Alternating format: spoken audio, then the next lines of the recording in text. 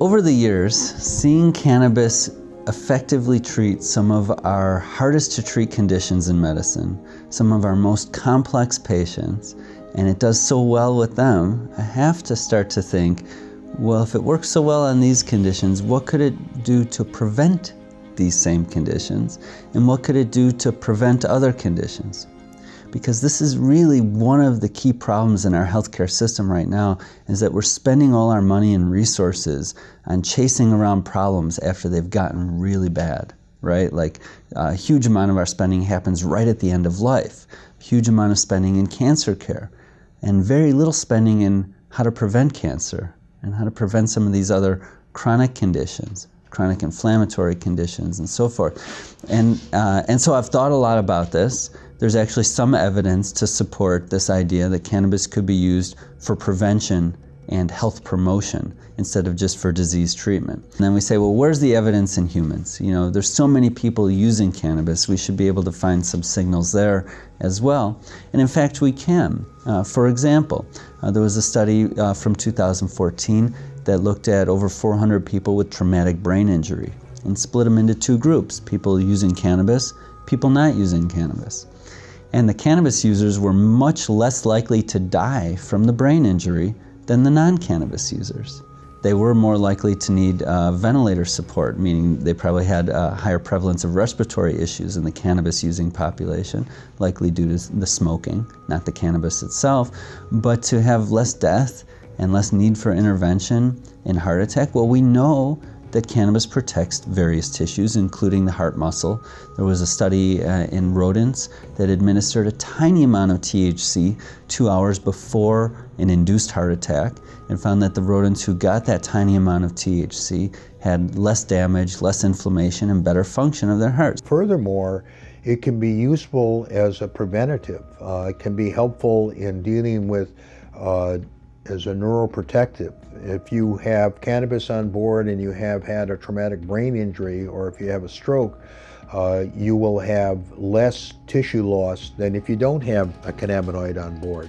And the same thing is true for heart disease. Cannabis is an anti-inflammatory, and part of the things that causes your arteries to clog is that the cholesterol plaque becomes inflamed and it may shatter and block the artery. So there's an enormous amount of therapeutic benefit from cannabis, but also as a preventative. And I actually believe everybody should probably take about 2.5 milligrams of cannabis every day. Go take it before you go to bed if you want. 2 puffs off a vaporizer.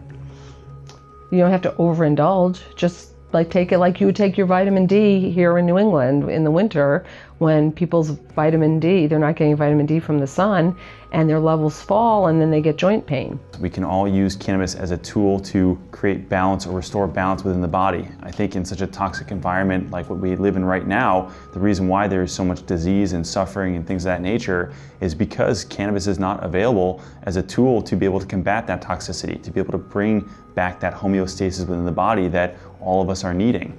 And most pharmaceutical medications will kind of hijack that endocannabinoid system and not allow it to work as effectively as it can, which ultimately leads to more suffering, more symptoms, and kind of declining quality of life. So having access to the sacred plant and to the cannabis plant in general is imperative for overall health and well-being for every person on this planet.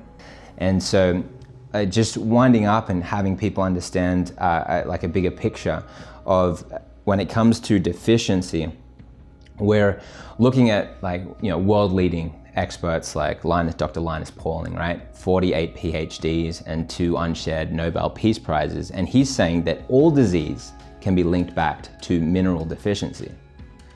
So that's a huge area that we need to think about. Do you think about that when someone says, I've got cancer, I've got multiple sclerosis, I've got lupus, I've got dementia, I've got Alzheimer's? Do you think, I wonder where the deficiency lies. I wonder what has happened in your body to rob you of the nutrients and minerals that are needed for a healthy constitution for you. I wonder, but we're not talking like that, but we certainly need to. And then when it comes to understanding how the absence of plants in general, and specifically the cannabis sativa plant, and how it responds with our gut, how it responds with our brain, how it responds with the endocannabinoid system that is set up to help strengthen that system, which helps to fight inflammation, which is why we see disease remediation. Someone takes cannabis and they say this works, but if you understand the science of it, what it's doing is it's reducing inflammation. It's helping to strengthen a system in your body called the endocannabinoid system that is designed to help fight disease.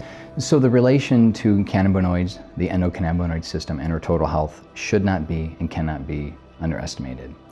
You know, the runner's high is the perfect example. When someone is a long distance runner and they stress their body to the point where their body is now starting to react, the endocannabinoid system gives them the runner's high to ease the pain, deal with the emotional stress, deal with the psychological stress of putting their body in that situation, and then they feel great. It releases endorphins. It releases dopamine. It helps you feel great. That's one reason why a lot of runners like to do it. So that is your natural response to stress. And so when your body isn't triggering that anti-stress response, anxiety settles in, inflammation settles in, and we know those two things alone can cause autoimmunity, cancer, and a slew of other chronic diseases. So that's why this is all important. And out of all the plants in the world, cannabis can help facilitate the cannabinoid system in a way where the body can manage stress.